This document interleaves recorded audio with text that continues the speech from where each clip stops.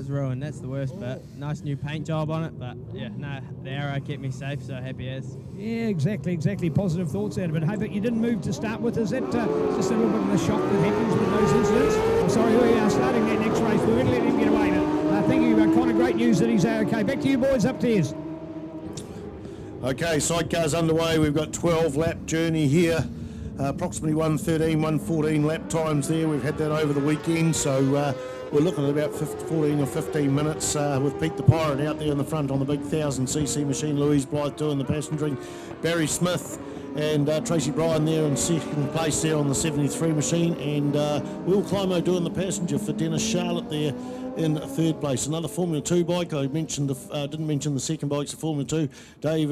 Mark Halls, David Halls is in the 600. Mark Halls with Darren Parentis there on the beautiful CTR Chris Thoreau Racing blue and orange machine there. They were in fourth place, but Andy Scrivener and Team McEwen have got through there into fourth as they go into Higgins for the first time. And plenty of colours out there, isn't there, Brad Ritchie? Yeah, absolutely. It's amazing. I was just touching on it before. The presentation of all the sidecars out there is absolutely brilliant. So love the sidecars around Manfeild, and looking all a treat at the moment. But Pete the Pirate, he's got a much better start this time and doing all the heavy lifting. There's a big 12-lapper, so this will play right into his hands on the new BMW powered machine. So there it is, Pete the Pirate crosses the line ahead of 73, the Carl Cox Motorsport entry of Barry Smith and Tracy Bryan. But then Dennis Charlotte now coming under a bit of pressure from Andy Scrivener and Tina McEwen. The battle for third and fourth, looking like it's going to heat up a bit there, Spider. Yeah, definitely, yeah. Andy Scrivener is about 7 or 8 times New Zealand champion over the years. Always been on short bikes until last season. He got onto the long bike. Finally got the idea that I've got to go that way and get to grips with it quite strongly. As usual, some of the mechanical issues that sort of gremlins and sidecars can pop in, but here he is going into the hairpin on the number 99 machine, right on the tail of Dennis Charlotte and Will Climo. I really got to take my hat off to Will Climo. He's been pasturing on this bike for a number of years in the hands of Warwick Dimmock and that.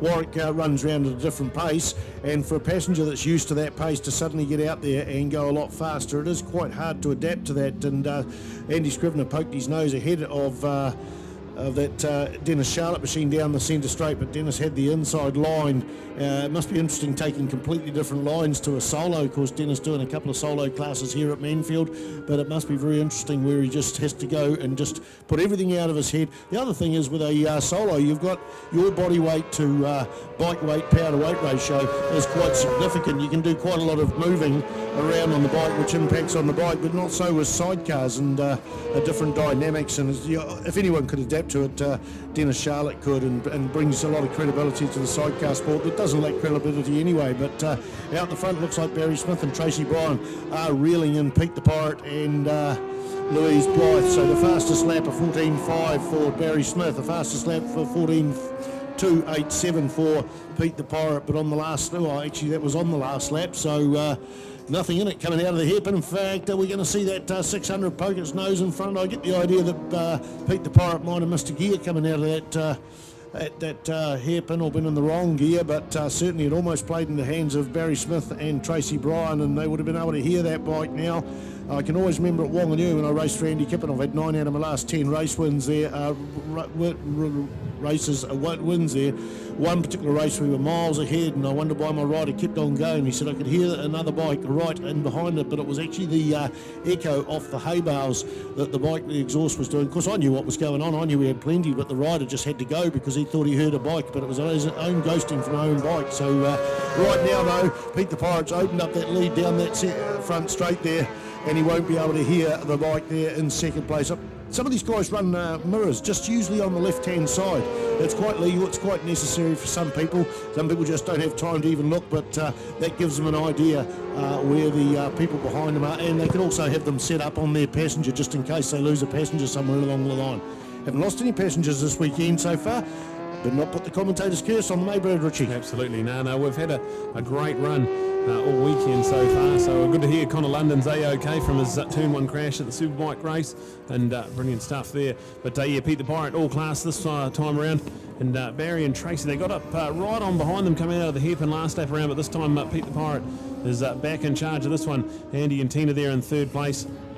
And an impressive ride from Dennis Charlotte with Will Climo doing the pasturing. And Dennis, speaking to him, he's won every New Zealand motorcycling championship except for the super lights and the sidecars. So what a feat that is, and many of those are multi-time champions. So he's won 600s, superbikes obviously, and even back to 250 Proddy days. So a great legend to have. And look at this, up into 4th place and leading the championship as well, Spider.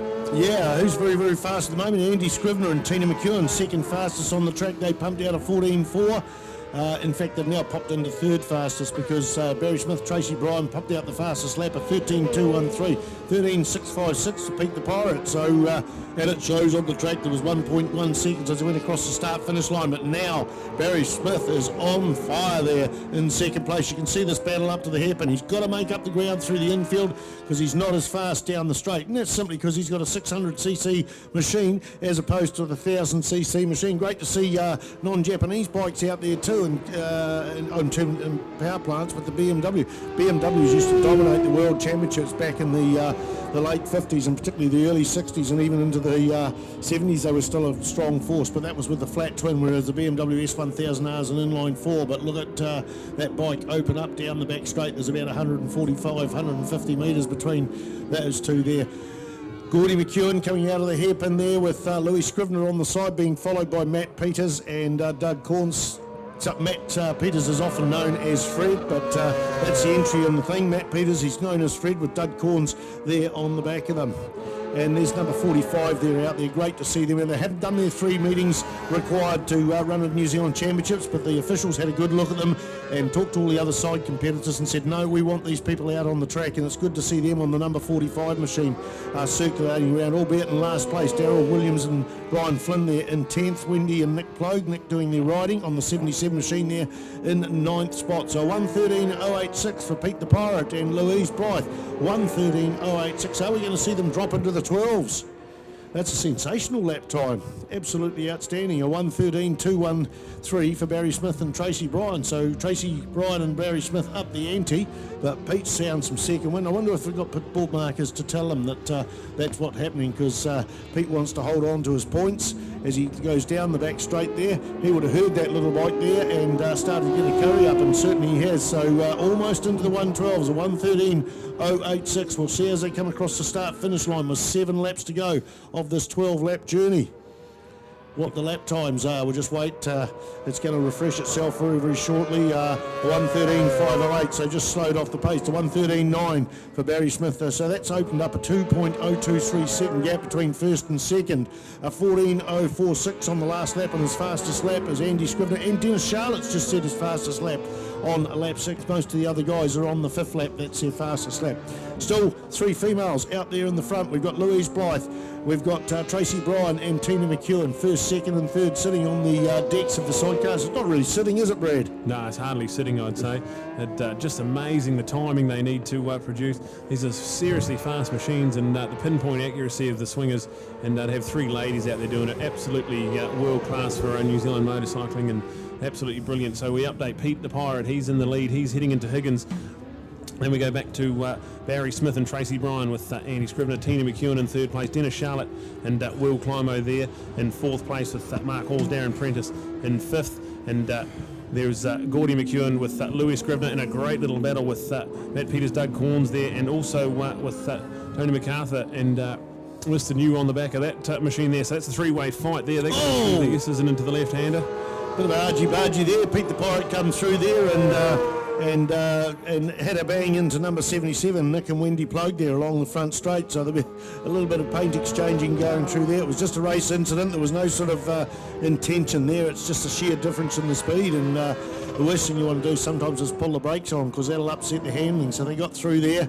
Fortunately, the passenger was well tucked out of the way in the deck, and had it been like that through a infield, through particularly a left-hander, it might have been a different story with a sore elbow for the passenger. But we're away with that. We've done that, and they're in and out of the hairpin, and now it's Tracy Bryan and doing the swinging for Barry Smith there, coming out of the hairpin. What are we doing? Lap times: a 13.7, a 14.2, a 15.9, a 16.3, a 19.9 for the top 5 bikes. Fastest lap for one of the boys, Dave MacArthur and Tony New did their fastest lap on the last lap. They're getting stronger and stronger. Hello, somebody's down the centre straight there. They've pulled off there, number 77, Nick and Wendy Plogue. So they're involved in that collision along the start-finish line. One wonders whether that may be something to do with the foot brake pedal or something like that damaged or whatever, but the important thing is they are A-OK and just pulling off, so having a DNF, did not finish. 111 goes through with 4 laps to go. Pete the Pirate, the prison officer from Auckland. Louise Blythe, the office admin girl from Wanganui, works in Waverley, just up the road there, doing the swinging. Also very, very fast in the jet sprinting world. She passengers or navigates for the jet sprinting, so loves the speed. She's been racing sidecars on and off for nearly about 15 years, I guess. The first passenger, I think, or one of the first jobs she passengered for was Stacey Seller from Australia, and she's passengered for my brother on the Aprilia V Twin last season, and got the call when Pete the Pirate's passenger ended up getting pregnant and having a baby this year, Kendall Dunlop.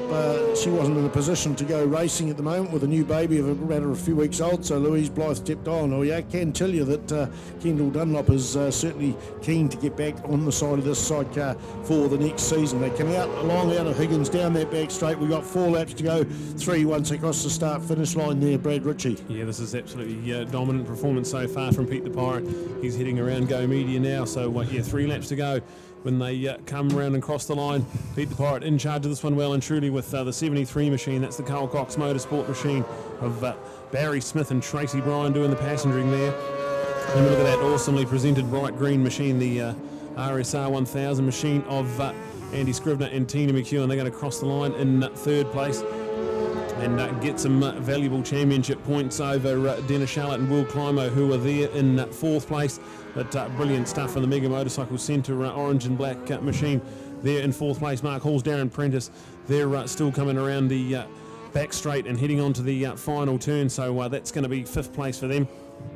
And we look at the 19 machine, the other bright green machine of Gordy McEwen and Louis Scrivener doing the pasturing there, with Matt Peters and Doug Corns in that little fight there as well. So absolutely brilliant stuff from the sidecars, 10 of them out on track, and it's been all Pete the Pirate so far this week, and he's won the first 2 races and looking set to win the 3rd.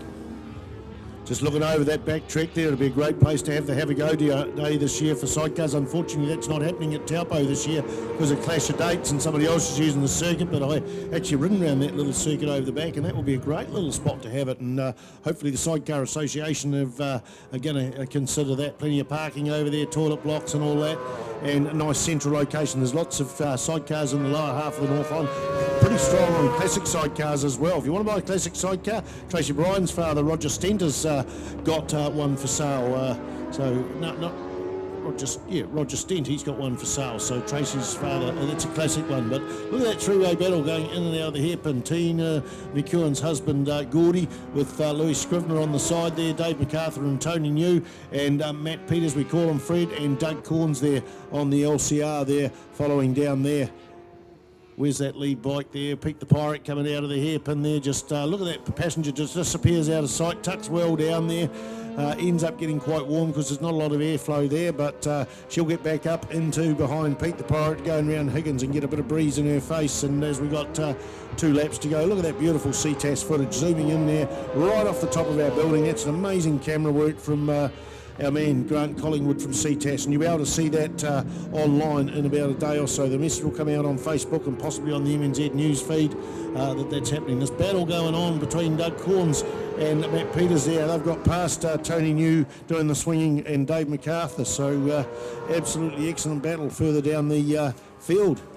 White flag. Got the white flag out. 1 lap to go. Pete the Pirate's going to lead them into turn 1 with Barry Smith and Tracy Bryan there in 2nd place. So a decent enough lead, but a lot of lap traffic to contend with. So we've seen it in other classes, not so much in the sidecars. Everyone's been pretty good. And there we go. Pete the Pirate, all class. He dives into the S's for the final time in this 12-lapper, and he has not put a foot wrong in this one. He led right from the start of this one, so in other ones he's had to follow Barry and Tracy around, but this time got his nose out in front and has been full of class.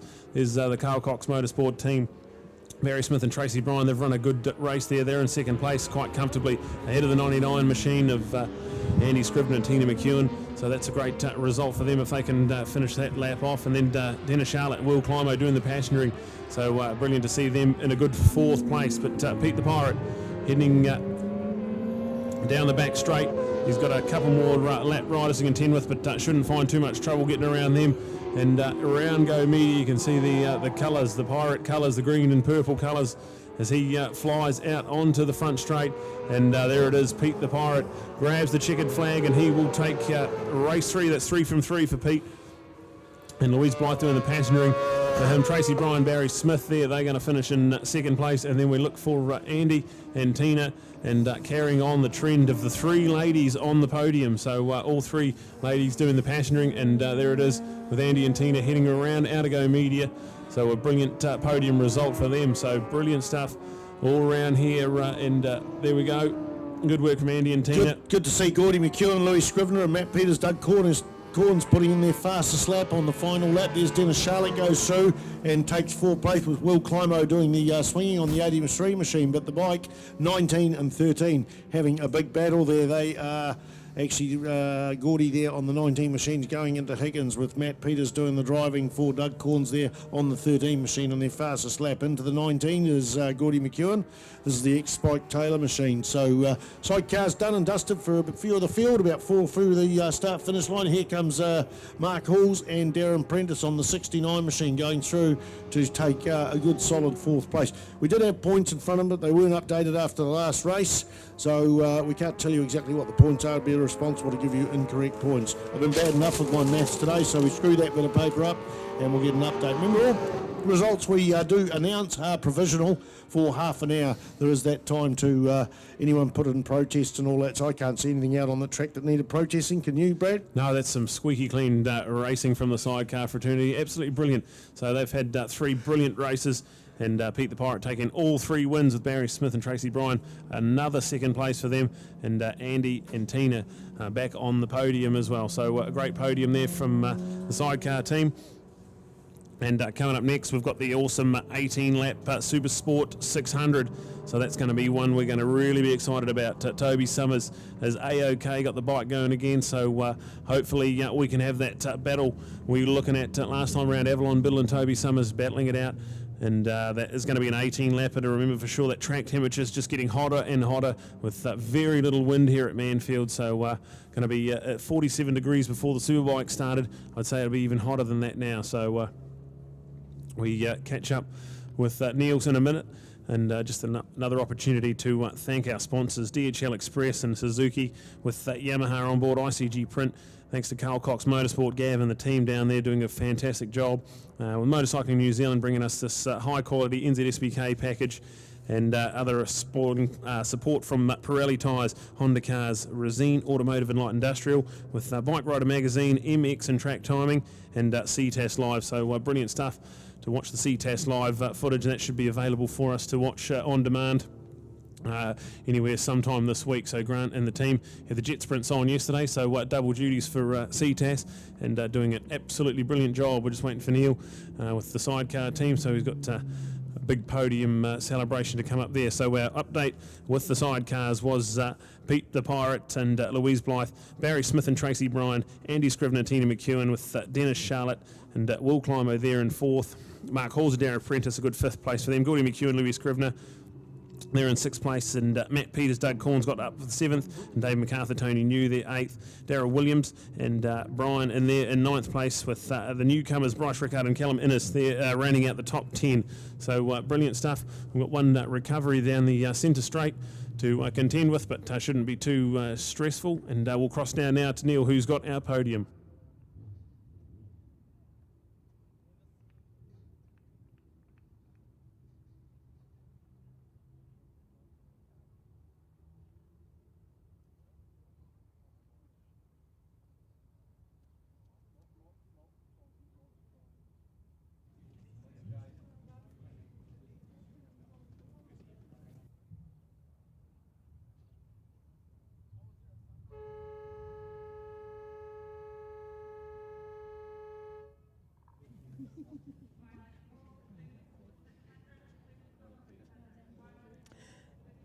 Hey, look at this sidecar family. There's hugs and respect all around. 3 amazing super ladies that do that great job of swinging on the side, and some very talented sidecar heroes. Combined age of probably about 125 along the front here, but we're not going to go into 225. I was excluding the ladies, right?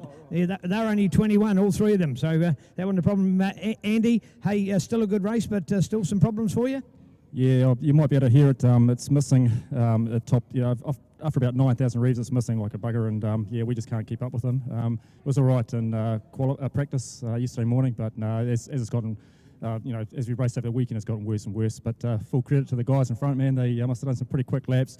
We tried, but we just couldn't do it. And I don't know if you guys saw that first corner brake lock up from me, and I put the brakes on pretty hard, and it turned right, and I think we went on the grass, and I was expecting it to go upside down, but I looked back to see if Tina was still on it, and she was. I was like, yes, we're still in the game.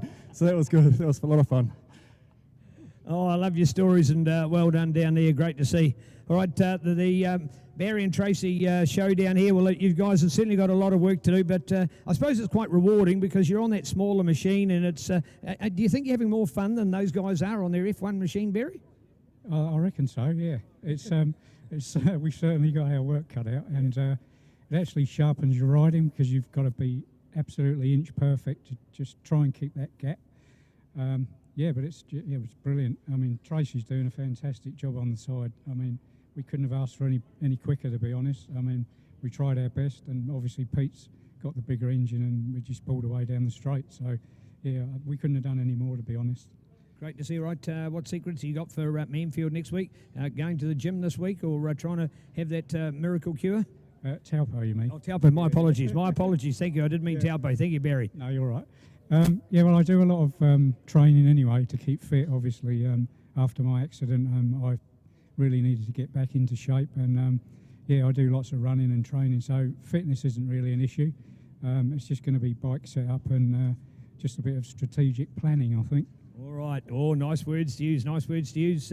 Tracy, lovely effort from you again doing that word swinging. Have we got to change it for ladies? Is this a PC correct society that ladies don't suit being called swingers? Oh, I think everyone gets too worked up about it, really. I'm quite happy to be called, and I think Tina would be too. You, Louise? Yeah, see? Everyone's happy about it. So, no, it's all good. I mean, it's good to see 3 of us up here again, And I just said to Louise, I mean, I've been around the longest, unfortunately. Just to see the ones that you've kind of helped along the way come and beating you now is actually quite cool in some ways. And then again, it's not. But, well done to them. And, hopefully we can show something else at Taupo.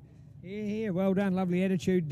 Louise, are you the newcomer of all of 3 of you? I think I am this time around, yeah. But as you said before, we do have a lot of respect for each other. It's one of those things where you need to, and that's how it works. I think, but Tracy may be the oldest in the game, but she's not. Oldest in the game, but I'm the oldest of us. Oh, okay. So so I've got sort of that to contend with. But is there a name for Louise on a pirate ship? Like you're with Pete the pirate, and it's a pirate ship. We can see all the bones on the side of it. So have you got a nickname? Is there something that you'd like to invent yourself before people call you some other name? I don't need to invent it. It's already been done. On my helmet, I've got Plank, Walk and Loo. So. Oh, Plank, Walk and Loo. There we go. So there we go. Walk on the plank. Lovely words. And here we are with Pete, our hero. Pete, you've done it again. Manfield's proved to be a winner for you. Yeah, I think it needed to be because unfortunately, I couldn't do what Barry and Tracy do on the F2. I'm just not good enough for that. Baz and Trace next week, they're going to be the team to beat, so I really needed to score and beat them this week because I think that even though I've got the bigger bike, there's only one place I can really use it. The rest of the time, Barry's going to be giving me the finger all the way around, I would imagine. So I needed to do it this week. I did have a race plan, and to be honest with you, I didn't think we were going to lead from lap 1. I was planning to sit behind Barry for a couple of laps, hopefully wear him out a little bit and then go, but we got the start, he didn't get me.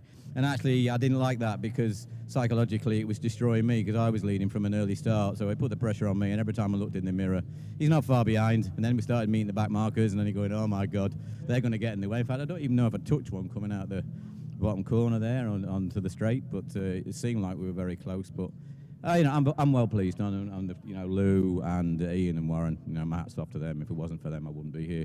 And just a good thank you to all the marshals and pit signals and everybody here who's helping to make this meeting a success and helping to run it. Because if it wasn't for the people who are opening the gates, putting the flags out and everything else, we wouldn't be here. So thank you to everybody involved in that. Well done, lovely words, Pete. So well done from our sidecar fraternity. There you go.